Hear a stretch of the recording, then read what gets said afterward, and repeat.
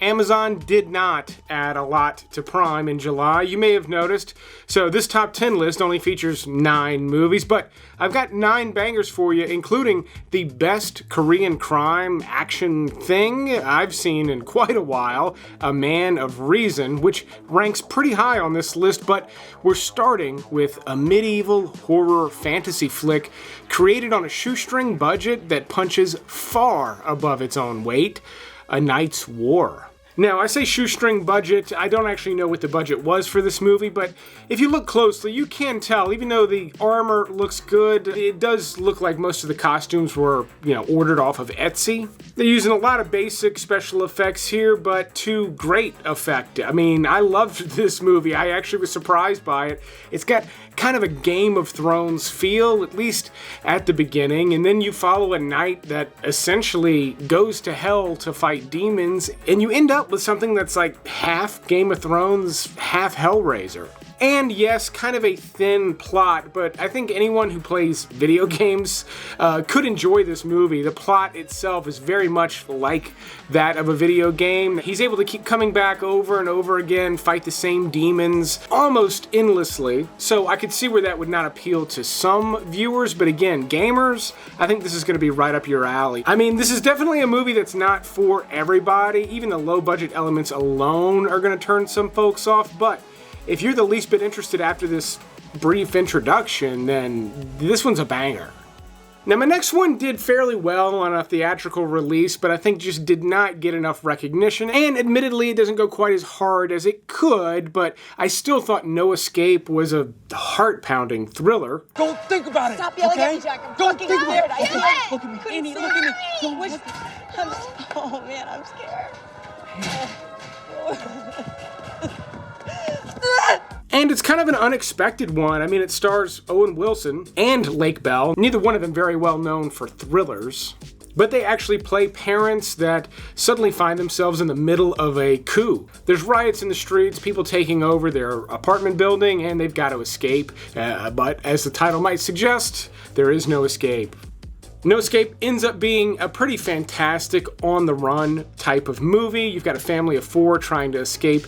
No one in particular, other than riots and masked men with guns. There's no real direct villain in this movie, which kind of makes it interesting, but you do get a pretty badass role from Pierce Brosnan. He's not in the movie much, but when he shows up, he actually makes an impression, and No Escape has several really harrowing sequences in it, and it's just got loads more drama than you would expect an Owen Wilson thriller like this to have. And I'll say the only true horror flick I've included on this list was also just recently added to Prime. I've talked about it though, it's titled Haunt.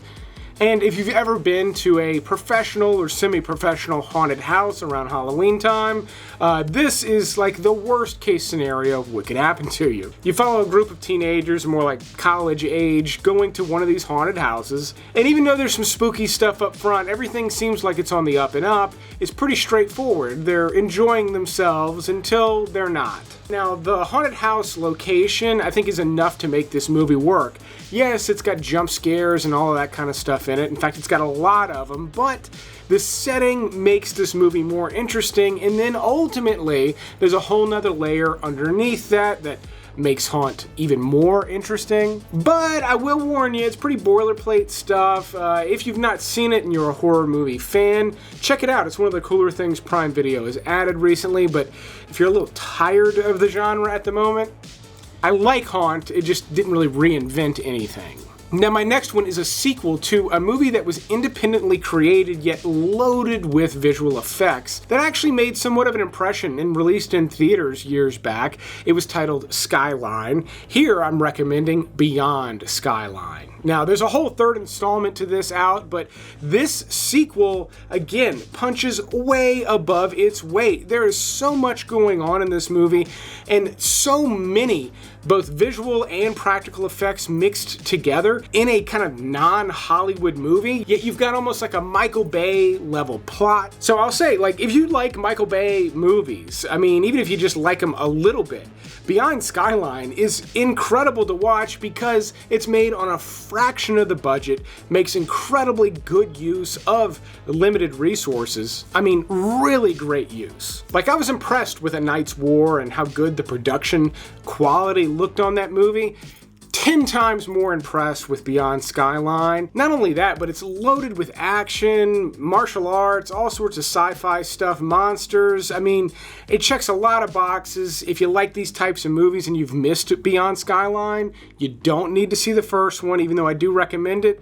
Again, this one just stands on its own as a really rad alien invasion flick. Didn't realize when I was making the list, but my next selection is also a sequel to a really great movie, Goon. Here, I'm recommending Goon, Last of the Enforcers. Come on, get him in ya. Oh, that tastes like burps. Now, the original Goon stars Sean William Scott as a hockey player with just a wild attitude. Just imagine if Happy Gilmore was actually successful at hockey and also had kind of a dim-witted personality. You would have Goon. It is just an exceptional hockey flick. It's funny, but the sports stuff is also really exciting. It's got a cult following. The sequel, while not quite as good, is a fairly solid sequel. I mean, in my opinion, it just falls short of the original, which really ain't bad for a sequel. In this case, though, I strongly recommend watching the original movie. It's gonna make a lot more sense. It's all story-driven and character-driven here. Unfortunately, it's not on Prime Video. I'm Chad Bailey. You're watching Sports Desk. Sports Desk. We're all pink on the inside. Oh, Jesus. Now, I love both The Abyss and Alien, but what would happen if you combined both of those movies and had a horror movie like Alien set at the bottom of the ocean? You would have Leviathan. This stars sci-fi legend Peter Weller and is not as good as The Abyss or Alien, but it comes in as a close second and combines a lot of great elements of both movies, including a similar aesthetic. In fact, this movie was clearly designed to appeal to fans of Alien. And while it's not as pitch perfect as the Ridley Scott classic, it does go a lot harder. It gets weirder and wilder as you get towards the end of this movie, which I actually appreciate in this case. If all the production value and everything, including the script, is not going to be as sharp as a movie like Alien, they might as well have a little fun with it. That's what they did, and Leviathan, as a result, holds up in that genre. Because I couldn't come up with 10 bangers I really wanted to recommend, I'll also recommend one that's always available on Prime Video that would go well with Leviathan.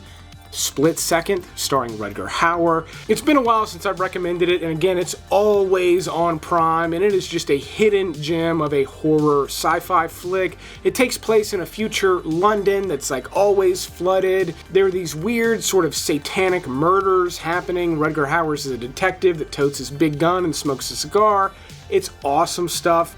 And then on top of that, there's a demon in the mix. It's a really sick movie that just does not get enough love. Mentioning it here on the Tale of Leviathan I think is totally appropriate. And there you go. Now you've got 10 recommendations from me on this list. Next up, we've got A Man of Reason, easily the best Korean crime flick I've seen in ages, and I watch a lot of them. But before that, I want to speak directly to the dog lovers watching, because today's sponsor, Sundays for Dogs, helped extend the life of our dog, Peanut. As she was getting older, we noticed Peanut suddenly stopped digesting the food we were giving her. And it was food that we thought was good food. You know, it was not cheap. But because her body couldn't handle it, she began to shed weight immediately, which can be fatal for a little dog like Peanut. We tried a bunch of different fresh dog food brands, and I ultimately landed on Sundays for a couple of reasons. One, she loved it. She gobbled it up, started putting weight back on immediately, which was the goal, but unlike other fresh dog food brands, there's no mess with Sundays. It's not going to spoil in the fridge. She's not making a mess when she eats it. And that's because Sundays is air-dried dog food that contains 100% muscle meat, organs, and superfoods with no artificial flavors or preservatives. Sundays not only gives your dog better nutrition than you would typically get in grocery store food, but they can also save you money. Because there's no cost for refrigeration or ice packs to get it to your door, they just pass on those savings to you, and they're only focused on that short list of premium ingredients. Even though Sundays is up to 40% cheaper than other fresh dog food brands,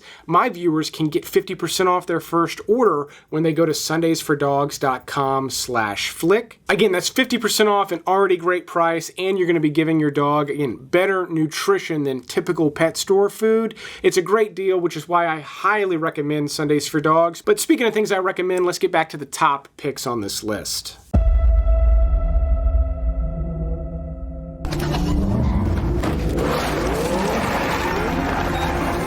So, A Man of Reason is a recent release from South Korea, and I just recently watched it on Prime Video. I was so impressed with this movie, and I watch a lot of stuff that's just like this. In this movie, you've got a man recently released from prison, or rather a hitman recently released from prison. He's meeting his daughter for the first time. At the same time, his old crime boss wants him to come back to work. It's a setup I've seen several times before, but man, this movie just went in some directions I was not expecting.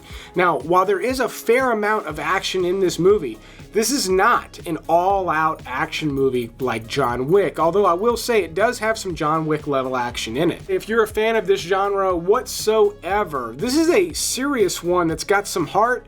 It's got a solid main character, and again, some fight sequences that really genuinely surprised me. Surprised someone that consumes a lot of this content. And it could easily rank #1 on some list here in the future, but for now, I gotta go with another flick that they just added back to Prime Video. It's one that I recommend every time I see it available, and it's one of the first hidden gem movies I ever recommended on YouTube.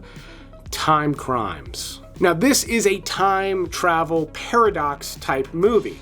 I say paradox because you wouldn't call it time travel. No one's really, going to different eras or covering a lot of time, but there is a time paradox that gets set up in the very beginning of this movie, and it only deepens from there. In the last video I uploaded on this channel, we talked about Primer, a movie I think is probably the smartest time travel movie ever made.